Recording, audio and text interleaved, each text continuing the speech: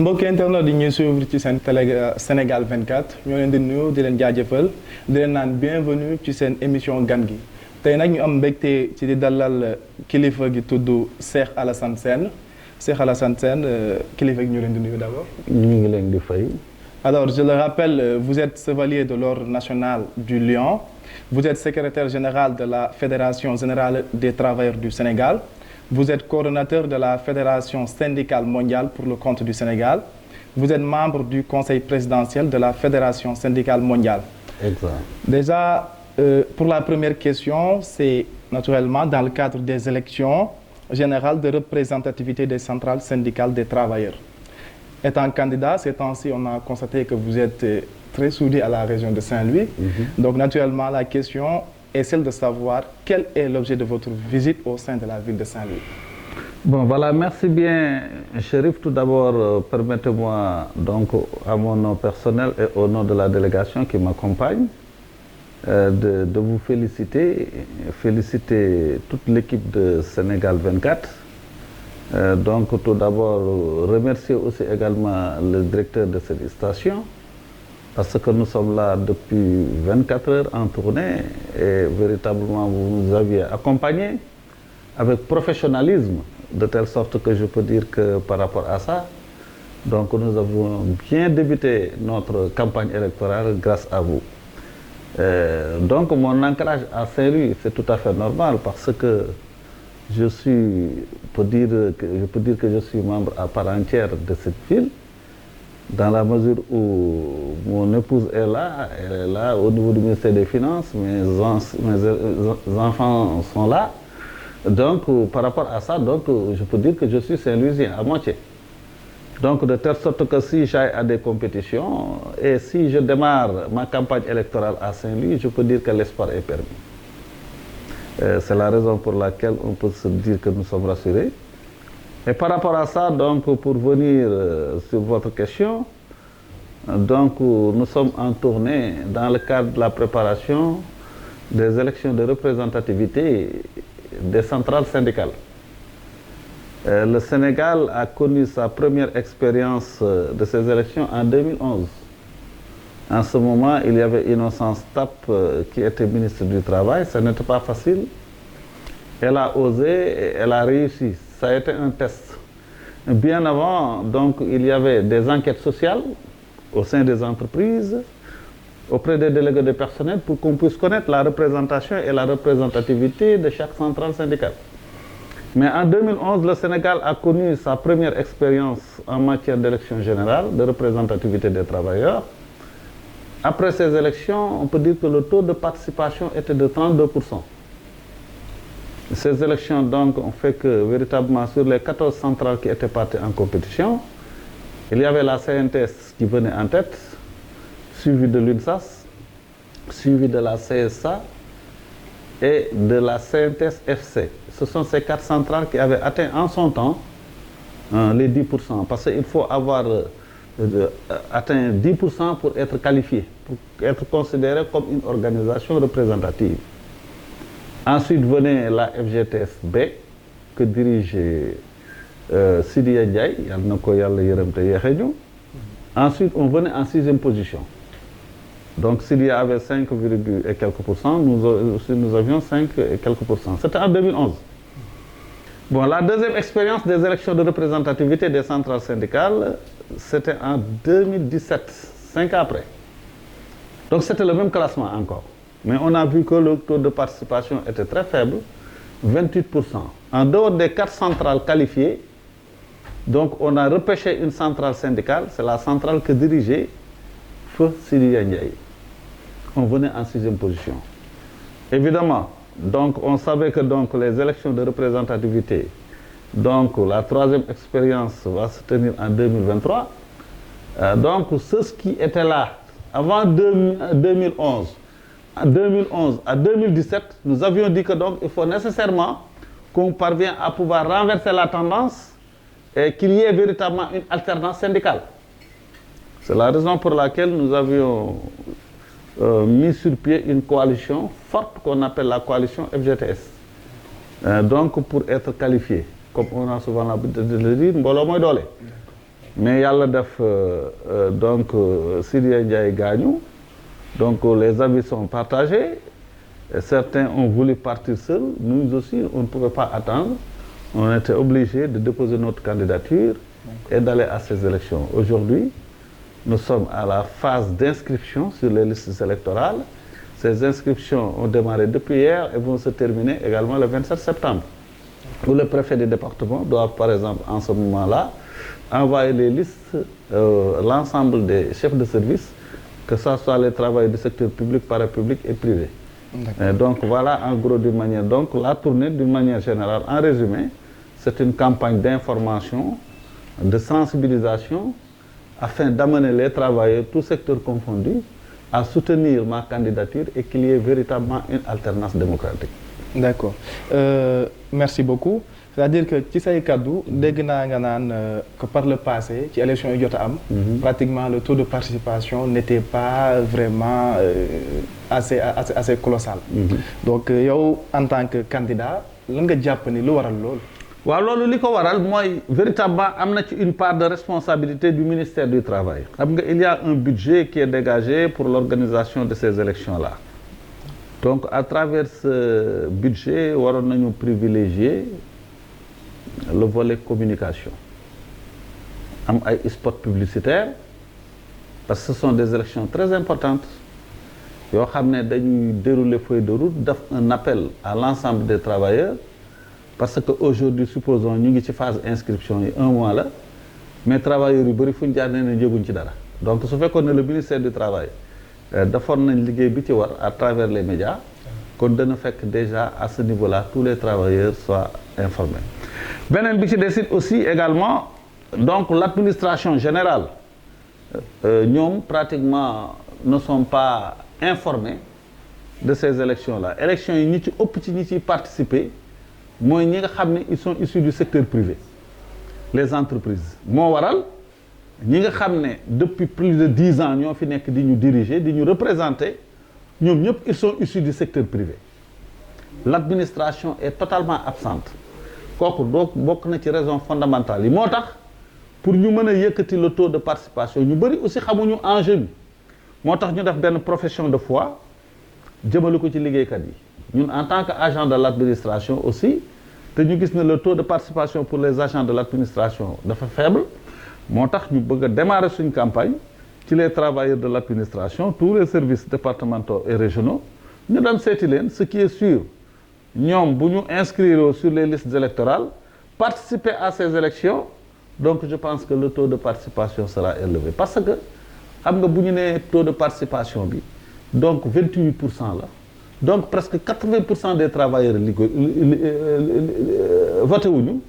bu fekkee ce sont des élections aussi qui sont légales ils sont dans la légalité on peut dire que ils ne sont pas légitimes parce que nga dem ci ay élections te 80% électeurs yi voté wuñu même boo faloo yi du neex parce que lii tax mu neex mooy la majorité des travailleurs voté bu boobaa ci lay neexee mais daf ay élections ñu naan ay 30% wala moins de 30% donc c'est pourquoi ñu jël suñu bâton de pèlerin wàcc sur le terrain informer les travailleurs ci enjeux yi parce que ñu bëri xamuñu enjeux yi pendant 10 ans ces 4 centrales qui nous gouvernent noonu laa ko mën a waxee ils nous représentent dans les conseils d'administration dans les organisations les institutions étatiques et sociales quand je parle d'institutions sociales mooy le conseil d'administration de l'IPRES et de la caisse de sécurité sociale ñooñu xaalisu ñi nga xam ne ñooy liggéey les cotisations sociales IPRES ak caisse de sécurité sociale foofa lañ koy denc ce sont les actifs qui payent les inactifs ndax soo dee liggéey la ñuy dagg ca sa salaire boo nekkee non fonctionnaire nga foofa lañ koy denc boo demee ba dem retraite nag moom la ñuy jël di la fayee léegi nag boo cotisé wul boo demee retraite doo am pension ñu nekk ci entreprise yi di liggéey à la fin de chaque mois chef d'entreprise bi ñi am contrat dafa am lu ñuy dagg ci seen salaire mu servir de cotisation sociale IPRES ak caisse de sécurité sociale buñ ko daggee foofa lañ koy denc pour buñ demee ba retraité ci lañ leen di fay loolu waa léegi boo cotisé wul doo am pension chef d'entreprise yu bari nag duñu ko verser dañu ko dagg ci liggéeykat bi mais duñ ko verser dem na ba ci enseignants yi les contractuels la ñu dagg ñu ci bëri yóbbuñ ko ndax bu fekkee dem na foofu dañ lay wutal numéro matricule boo xam ne mooy nekk IPRES ak caisse de sécurité sociale tout travailleur salarié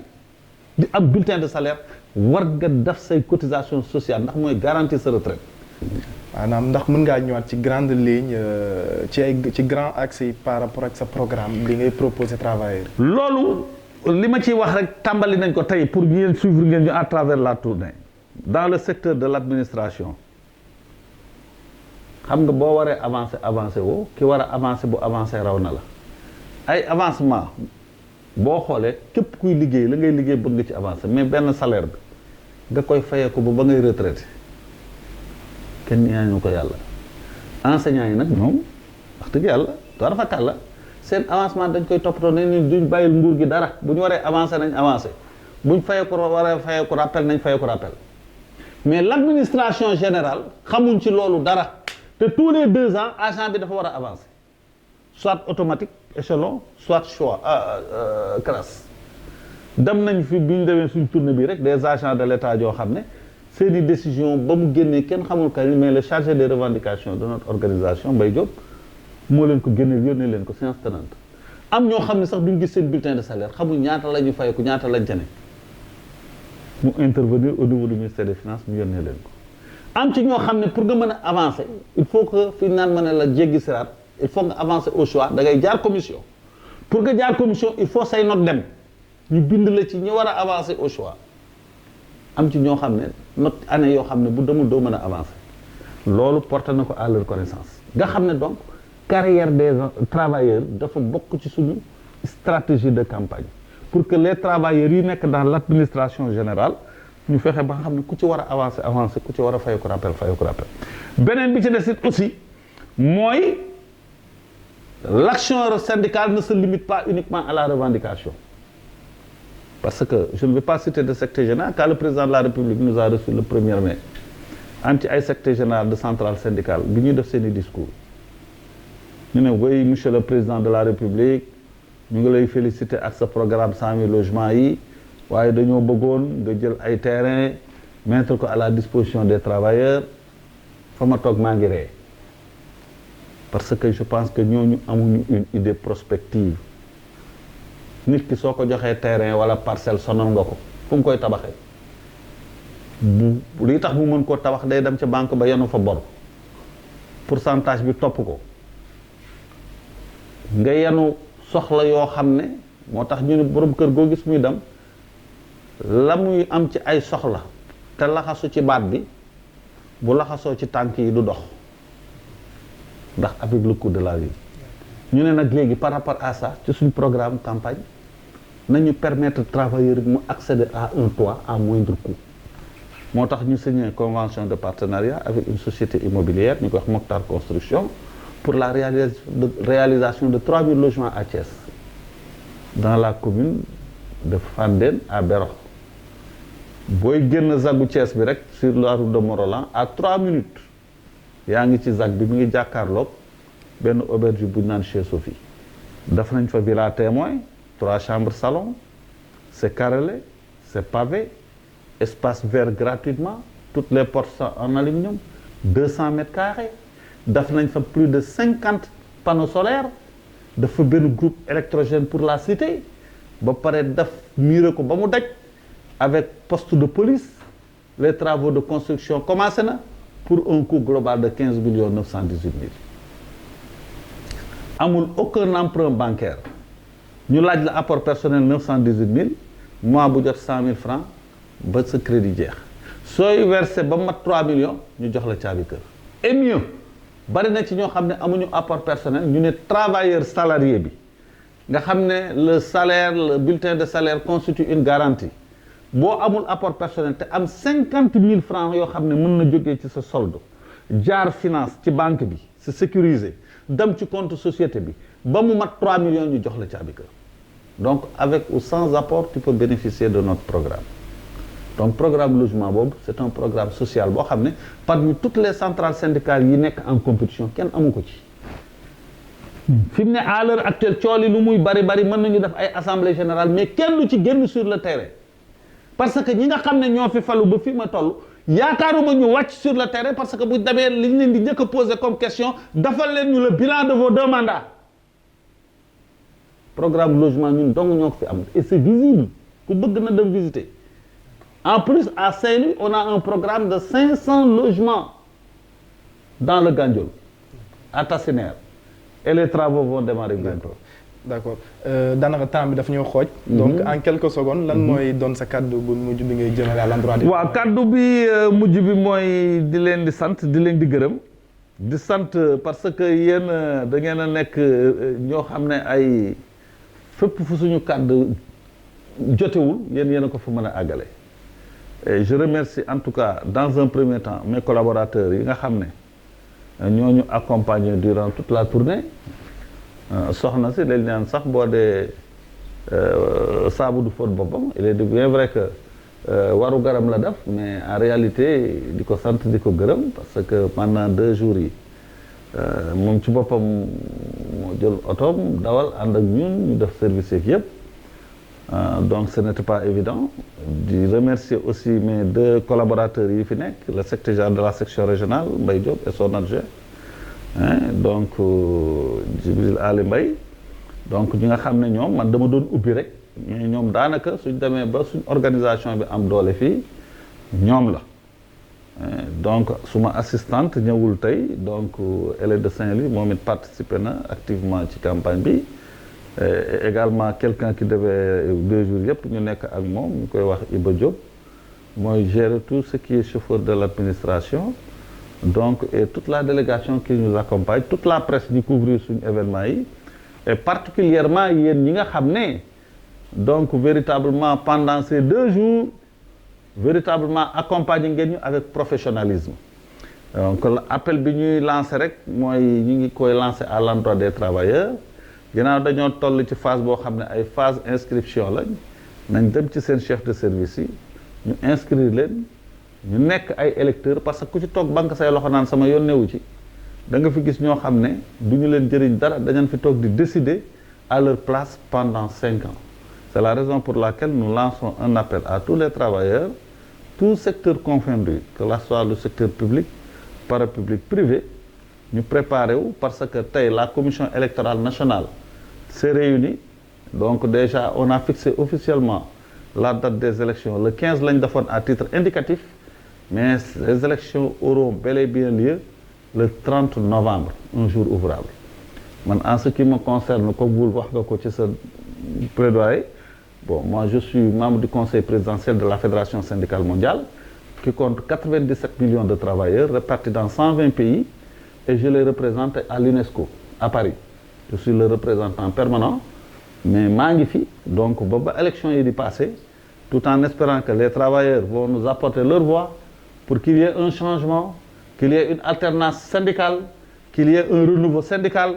afin qu'on puisse répondre aux attentes des travailleuses et des travailleurs. Donc nous votons massivement pour la FGTSA, qui porte sama image, sama photo, donc candidat yep, malen gën nek jeune aussi malen dak. Donc j'espère que donc véritablement donc les travailleurs de la région de Saint-Louis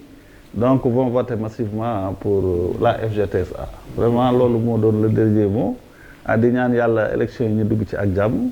génn ci ak jàmm mais comme l'action syndicale c'est sur le terrain elle est permanente et continue nii lañ ko fas yéene jàppee incha allah dans les 45 départements du pays je vous remercie.